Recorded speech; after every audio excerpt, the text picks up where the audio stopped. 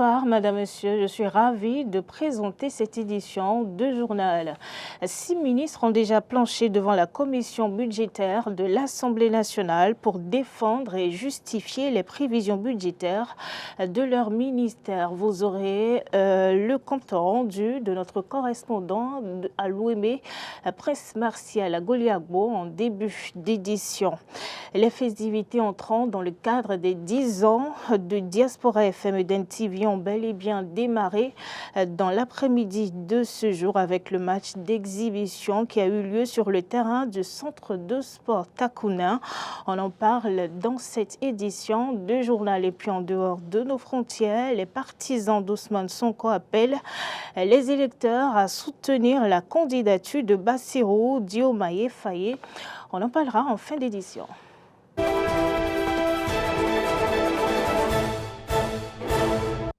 Vous faites bien, Madame, Monsieur, de toujours préférer Eden TV pour vous informer.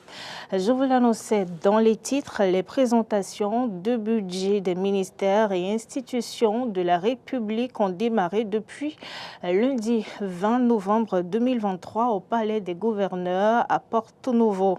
6 ministres ont déjà planché devant la commission budgétaire de l'Assemblée nationale. On va retrouver Prince Martial Goliagbo depuis Porto Novo pour plus de détails. Balai des ministres et présidents d'institutions de la République au Palais des Gouverneurs à Porto Novo. Devant la commission budgétaire, Raphaël Akoteion a défendu les grandes orientations et les défis à relever pour la gestion 2024 de son budget sectoriel de la décentralisation et de la gouvernance locale. C'est pour un montant global de 51 milliards de francs CFA. La ministre de l'économie numérique et de la digitalisation a passé au peigne fin son projet de budget 2024 qui est très ambitieux. On écoute Aurélie Adam Soulé Zoumarou. Le budget du ministère du numérique et de la digitalisation pour l'année à venir, l'année 2024, est d'un montant de 24 milliards 300 millions. Et de ce budget, il faut comprendre qu'il y a à peu près 9 milliards qui seront consacrés aux dépenses de fonctionnement et 15 milliards 3 qui seront donc dévolus aux dépenses en capital. Comme c'est un ministère qui gère à la fois le secteur des médias et le secteur du numérique et de la digitalisation, il faut voir que nous aurons des projets relatifs au secteur numérique et digitalisation d'un montant à peu près de 12 milliards.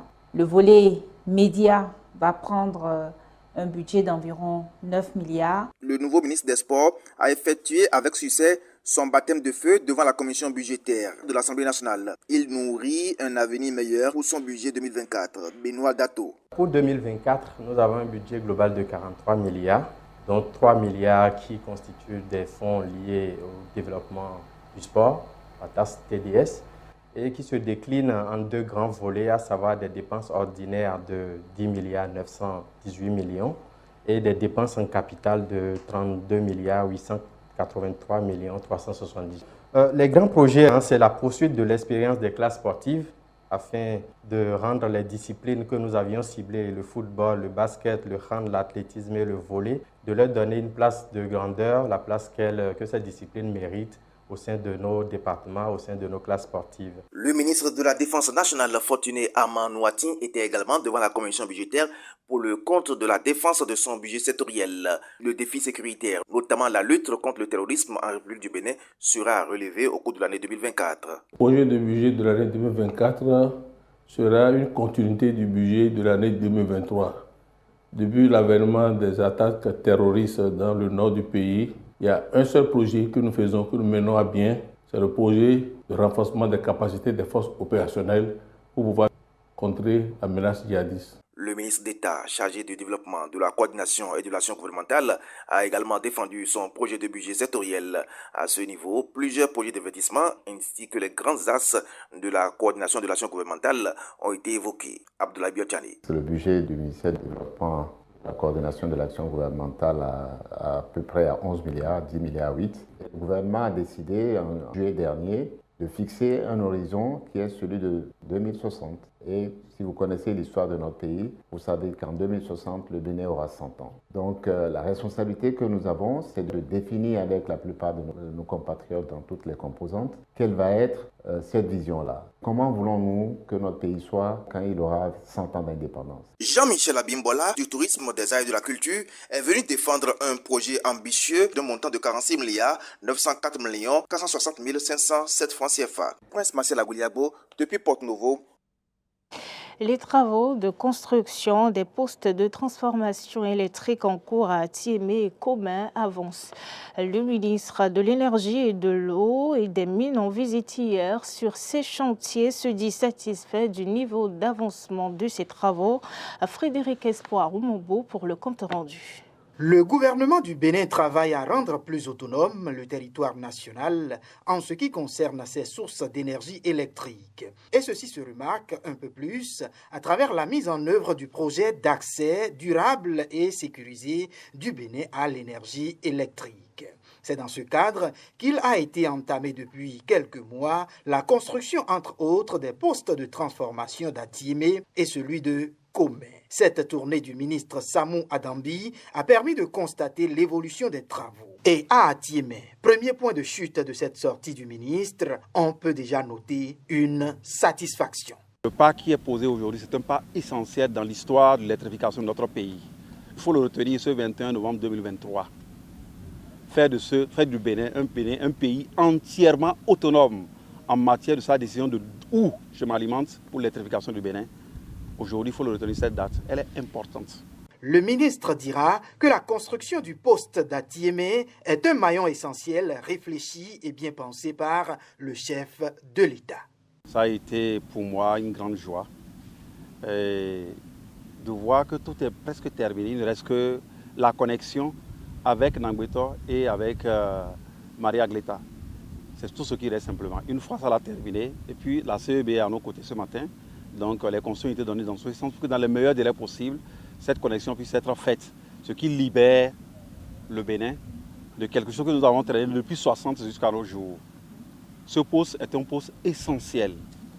Et quand on regarde en fait dans le planning qui a été fait, il n'existe pas.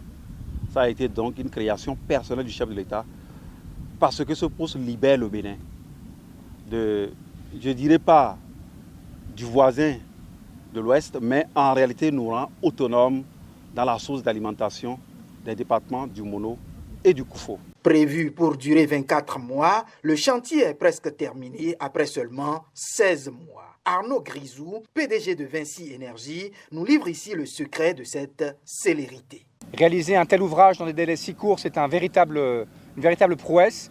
Elle a été possible parce que le chantier était bien préparé, parce que les clients étaient bien organisés, parce que les décisions étaient prises rapidement et parce que ça répondait à un besoin qui était au service de la population. Deuxième étape de cette sortie du ministre Adambi, ce 21 novembre 2023, c'est à environ 40 km d'Atiémé, cette fois-ci en direction de Cotonou. Ici, c'est Comin, la cité de Ouachi qui nous accueille. Et pour l'hospitalité légendaire de la localité, c'est Dame Corinne Eou, ingénieure à Vinci Énergie, qui nous livre les détails sur le poste de transformation de Comin. Alors, ce joyau viendra à terme alimenter la population de Comin et ses environs. Et il permettra également d'assurer l'indépendance énergétique du réseau de transport de la ville vis-à-vis du Togo. Le ministre Adambi dira que ce site est une suite logique de Atiémé. Nous sommes ici à Comin, un poste moins grand en termes donc de niveau de tension transportée par rapport à Atiémé. Et d'ailleurs, en fait, l'énergie vient d'Atiémé pour Comin. Ce qui permet ici, à partir de Comin, d'alimenter la région de Ouida, Grand Popo, jusqu'à la frontière. C'est-à-dire qu'en même en cas de pépin, donc à l'entrée du Togo, dans la première région de Togo, Anéo et suite, ça veut dire qu'on peut les alimenter à partir d'ici. Parce que c'est eux qui nous alimentaient jusqu'ici. Donc à partir d'ici, on peut les alimenter en cas de pépin. Comme quoi, un travail se fait dans le domaine de la fourniture de l'électricité aux populations béninoises. Mais tant qu'il reste à faire, c'est qu'il reste à faire. Aujourd'hui démarre la première édition du Festival international des rythmes et danses identitaires d'Abomey-Calavi. Un festival au cours duquel la riche culture béninoise mais aussi africaine sera au cœur des festivités 3 jours durant. En prélude à l'événement, une conférence de presse s'est tenue à Dadi Center à Calavi. On fait le point avec Arthur Ado. La danse et les rythmes musicaux traditionnels constituent en Afrique un patrimoine identitaire qu'il importe de valoriser et c'est ce que Gildas Lantokbode à l'état civil où Gilles Dadi s'apprête à faire au cours du mois de décembre au travers de ses différentes activités. C'est le festival qui est d'Abomey-Calavi, un peu comme on a l'habitude de l'utiliser comme la plupart des festivals qui présentent leur origine, un peu comme le festival d'Orléans, un peu comme le festival d'Anoumabo. Mais il s'agit des rythmes et danses qui permettent d'identifier une localité, une région, un pays. Et tous ces rythmes et danses se retrouvent dans Abomey-Calavi pour cette belle célébration qui sera annuelle. Il y aura du Toba, il y aura du Zeni, il y aura du Agbadja, il y aura du Teke, il y aura du Bourrian, il y aura d'autres rythmes qui permettent d'identifier des pays, des régions. Il y aura des ateliers qui vont nous amener à travers des musicologues à comprendre comment aujourd'hui, lorsque nous parlons de musique urbaine, comment, quand bien même on a envie, un peu comme le parrain le disait tout à l'heure, de faire comme les autres, mais avoir un sous-bassement. King Messan, la voix d'or du Togo, est le parrain de la première édition du Festival international des rythmes et danses identitaires d'Abomey-Calavi. Gilles Dadi justifie le choix de l'artiste. C'est pour manifester un peu le caractère international que nous avons choisi King Messan. J'ai eu à le dire avec M. Rouyazé, qui a posé également la même préoccupation que M. Ba. Le contact que M. Ba m'a aidé à établir également au niveau de la mairie d'Abomey-Calavi. Il est là, il représente le côté international du festival. Le meilleur artiste traditionnel africain dans les années 2000 au Kora Awards, parrain du Firdi, première édition, est fier d'être chez lui.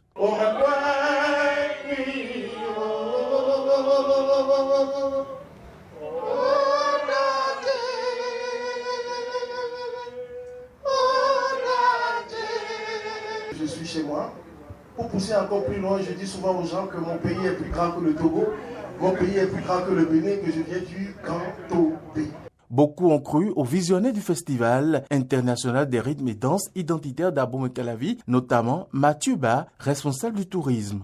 J'ai cru en Gilles Dadi parce que c'est quelqu'un qui se bat pour avancer. C'est un jeune qui m'a plu et je suis fier de voir ce qu'il fait.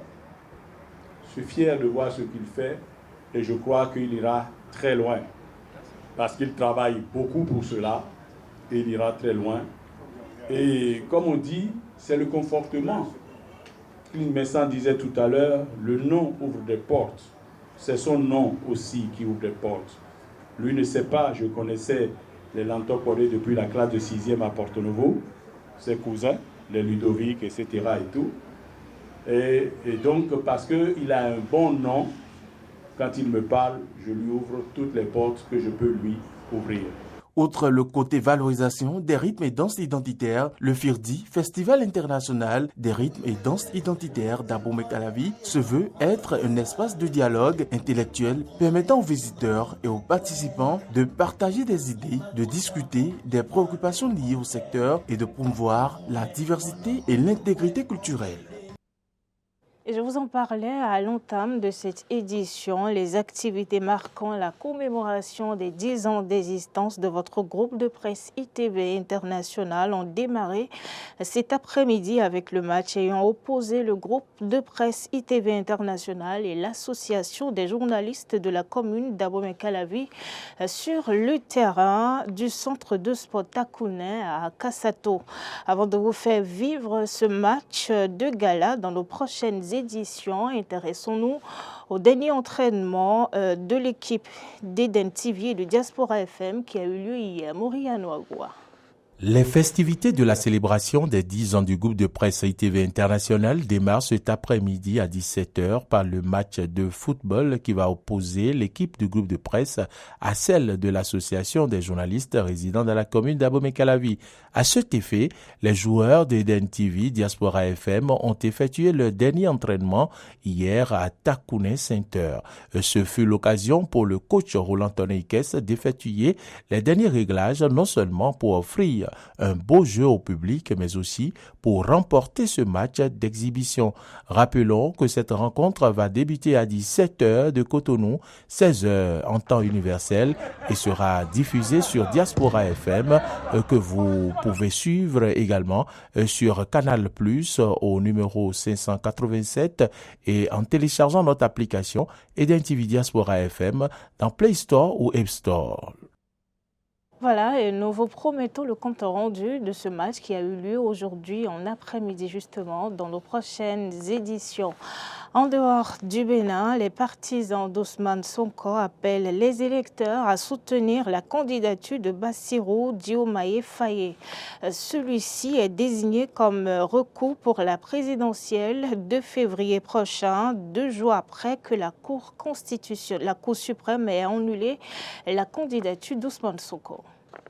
Après nous être concertés tous les cadres et après avoir fait valider notre décision par le président Ousmane Sonko, nous demandons unanimement à tous les Sénégalais de lancer à compter de ce lundi 20 novembre 2023 la campagne de parrainage du projet en faveur du candidat Bassirou Diomaye Faye.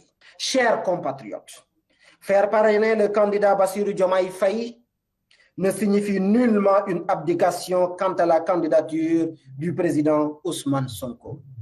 Tout le monde le connaît assez pour savoir que jusqu'à son dernier souffle, il se battra sans compromission. Faire parrainer le candidat Bassirou Diomaye Faye, c'est faire échec à la stratégie du pourrissement du régime et lancer une des multiples cartes de notre projet dans la course. Pour rappel, le mois dernier, la Cour de Ziguinchor avait annoncé la décision de réintégrer Ousmane Sonko dans la liste des candidats. Une décision finalement annulée ce 17 novembre par la Cour suprême. L'opposant avait été condamné par contumace le 1er juin dernier à 2 ans de prison pour corruption de la jeunesse. Un sommet extraordinaire des BRICS s'est tenu hier, un sommet au cours duquel le président russe Vladimir Poutine a participé. Les discussions ont porté sur la situation humanitaire dans la bande de Gaza et plus globalement sur les tensions au Proche-Orient. On va suivre les détails avec nos confrères de RT.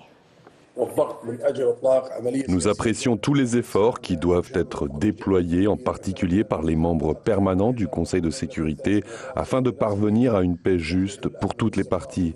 Nous saluons vivement le rôle et l'effort du groupe BRICS visant à aider nos frères palestiniens. Comme l'Afrique du Sud, nous demandons tout d'abord un cessez-le-feu immédiat et complet. Deuxièmement, l'ouverture de couloirs humanitaires pour que l'aide et les autres services de base, tels que la nourriture et les médicaments, puissent parvenir aux personnes dans le besoin. Pour l'Argentine, il n'y a pas de solution militaire au conflit israélo-palestinien. Ce n'est qu'un reprenant le processus de dialogue qui reflète les intérêts des deux parties et repose sur une solution à 2 États, avec Israël et la Palestine vivant côte à côte dans la paix et la sécurité à l'intérieur de frontières sécurisées et internationalement reconnues, qu'une paix durable sera possible. La position de la Russie est cohérente et conjoncturelle. Nous appelons à des efforts conjoints de la communauté internationale visant à désamorcer la situation, à obtenir un cessez-le-feu et à trouver une solution politique au conflit palestino-israélien. Les États membres du groupe BRICS ainsi que les pays de la région y pourraient jouer un rôle important. Et c'est la fin de cette édition du journal. Merci Madame, Monsieur de nous avoir suivis. Nous souhaitons une bonne fête aux promoteurs du groupe de presse ITV International, à son directeur général, à tout le personnel ainsi qu'à vous, chers téléspectateurs. Restez à l'écoute pour ne rien rater des festivités de ces 10 ans qui ont bien démarré aujourd'hui.